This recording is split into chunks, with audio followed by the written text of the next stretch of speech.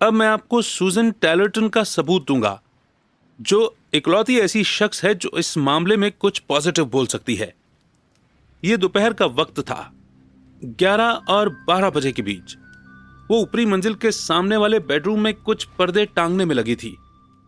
Professor quorum अभी भी बिस्तर पर पड़े थे। जब मौसम खराब होता है तो वे दोपहर से पहले शायद ही कभी उठते हैं। घर के पीछे किसी काम से हाउसकीपर भी बिजी थी। विल्बी स्मिथ अपने बेडरूम में था, जिसे वो सिटिंग रूम के तौर पर यूज करता था, लेकिन मेड ने उसे उसी पल पैसेज से गुजरते हुए और फिर सीधे नीचे स्टडी रूम में उतरते हुए सुना था। मेड ने उसे देखा तो नहीं, लेकिन वो कहती है कि वो उसके तेज और मजबूत चाल को पहचानने में गलती नहीं कर सकती थी। पर मेड ने स्टडी रूम के दरवाजे को बंद होते नहीं सुना था, लेकिन लगभग 1 मिनट के बाद नीचे के कमरे से एक भयानक चीख सुनाई दी थी। ये एक दर्दनाक चीख थी, इतनी अजीब थी कि पता ही नहीं चलता था कि वो चीख किसी आदमी की थी या औरत की।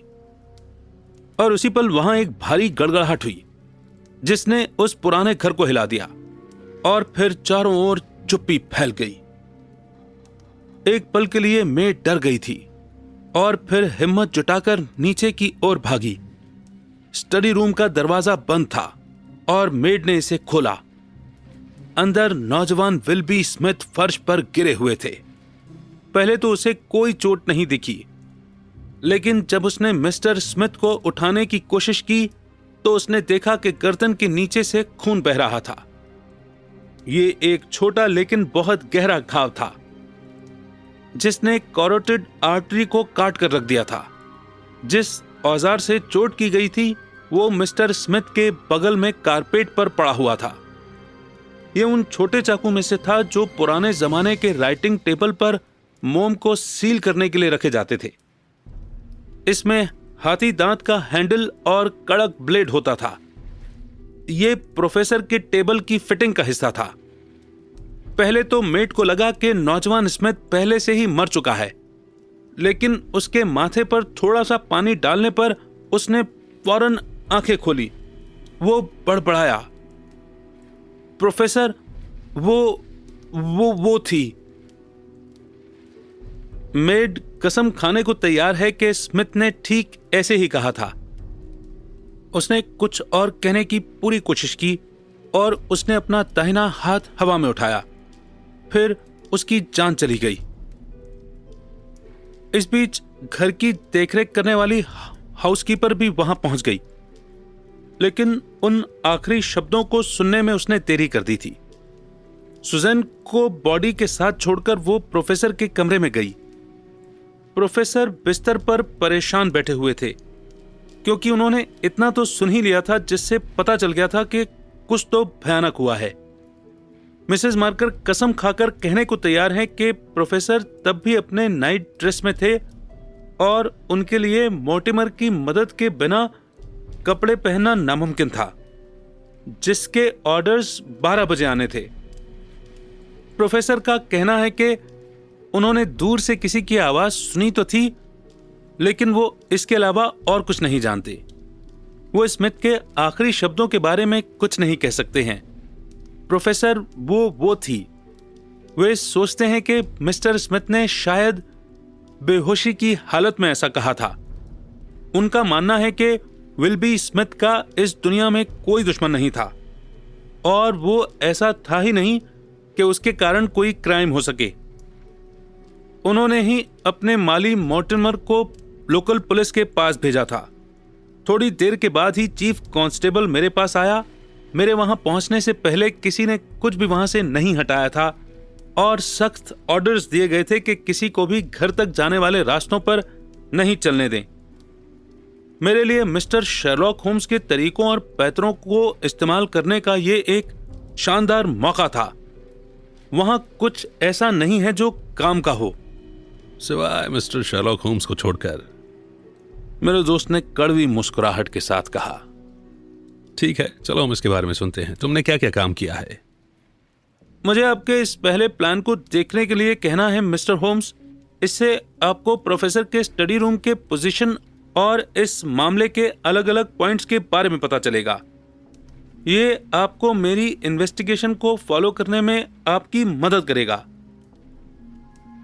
उन्होंने एक चार्ट खोला और होम्स के घुटनों पर रखा। मैं उठा और होम्स के कंधे के पीछे खड़े होकर इसे पढ़ा। ये एक रफ आइडिया है बेशक, और ये सिर्फ उन पॉइंट से जुड़ा है जो मुझे जरूरी लगते हैं। बाकी सब आप बाद में खुद ही देखेंगे। अब सबसे पहले ये मानते हुए कि कातिल घर के अंदर घुसा, तो आखिर वो वहां आया कैसे? कोई शक नहीं कि वो गार्डन के रास्ते और पिछले दरवाजे से, जहां से सीधे स्टडी रूम में पहुंचा जा सकता है, वहां से आया होगा। इसके अलावा अंदर आने का कोई दूसरा रास्ता लेना बहुत ही पेचीदा होता। भागने के लिए भी वही रास्ता यूज किया गया होगा, क्योंकि कमरे से बाहर निकलने के लिए दो रास्तों में से एक तो सुजैन ने ब्लॉक किया था, क्योंकि वो नीचे की ओर भागी थी, और दूसरा रास्ता सीधे प्रोफेसर के बेडरूम तक जाता है। इसीलिए मैंने फौरन अपना ध्यान गार्डन के रास्ते पर लगाया, जो हाल की ही बारिश के कारण पूरी तरह से गीला था। अगर कोई पैरों के निशान होते तो वो जरूर दिखाई देते। मेरी जांच से मुझे पता चला कि मैं एक सतर्क और एक्सपर्ट क्रिमिनल के साथ काम कर रहा था। वहां रास्ते में कोई पैरों के निशान नहीं मिले। हालांकि इसमें कोई शक नहीं कि कोई रास्ते के किनारे लगे घास से गुजरा था, और उसने ऐसा इसलिए किया ताकि पीछे कोई सबूत न छोड़े। मैंने कुछ अलग तो नहीं देखा था, लेकिन घास नीचे दबा हुआ था और कोई वहां से जरूर गुजरा था। यह सिर्फ कातिल ही हो सकता था, क्योंकि उस दिन सुबह न तो माली ही और ना ही कोई और वहां गया था, और बारिश तो रात को शुरू हुई थी। एक मिनट, ये रास्ता कहां जाता है? रोड तक। ये कितना लंबा है? लगभग 100 गज का। उस पॉइंट पर जहां से रास्ता और गेट गुजरता है, वहां से जरूर कोई निशानी मिली होगी। बदकिस्मती से उस पॉइंट पर टाइल लगे थे। ठीक है, और सड़क पर? नहीं, वहां सिर्फ कीचड़ था। ठीक है, फिर ये घास के ऊपर जो भी निशान थे वे आने के थे या जाने के? यह समझना नामुमकिन था, कोई भी क्लियर आउटलाइन नहीं थी। बड़े पैर का था या छोटा? समझना मुश्किल था। होम्स ने बेसब्री दिखाई। उसके बाद से बारिश हो रही है और तूफान भी चल रहा है। खैर, इसमें तो हम कुछ खास नहीं कर सकते हॉपकिंस। तुमने उसके बाद क्या किया सिवाय ये पक्का करने के कि कुछ पक्का है ही नहीं? मुझे लगता है कि मैंने काफी कुछ पक्का किया है मिस्टर होम्स। मुझे पता था कि कोई बड़ी चालाकी से बाहर से घर के अंदर घुस गया था। मैंने कॉरिडोर को भी चेक किया। वहां नारियल के मैट बिछाए हुए हैं जिनमें कोई भी निशान नहीं बनते। फिर मैं स्टडी रूम पहुंचा। उस कमरे में बहुत कम फर्नीचर रखा था। वहां का मेन फर्नीचर एक बड़ी राइटिंग टेबल है। उस टेबल में दोनों साइड से ड्रॉअर थे, जिसके बीच में कबर्ड बने हुए थे। ये ड्रॉअर खुलते थे और कबर्ड लॉक थे। ड्रॉअर देखकर लगता था कि वो हमेशा खुले ही रहते थे और उनमें कुछ भी कीमती सामान नहीं रखा जाता था। कबर्ड में कुछ जरूरी कागजात रखे थे, लेकिन देखकर नहीं लगता था कि इनसे कोई छेड़छाड़ की गई थी। और प्रोफेसर ने मुझे भरोसा दिलाया कि कुछ भी गायब नहीं था। यह तो तय है कि कोई चोरी नहीं हुई है।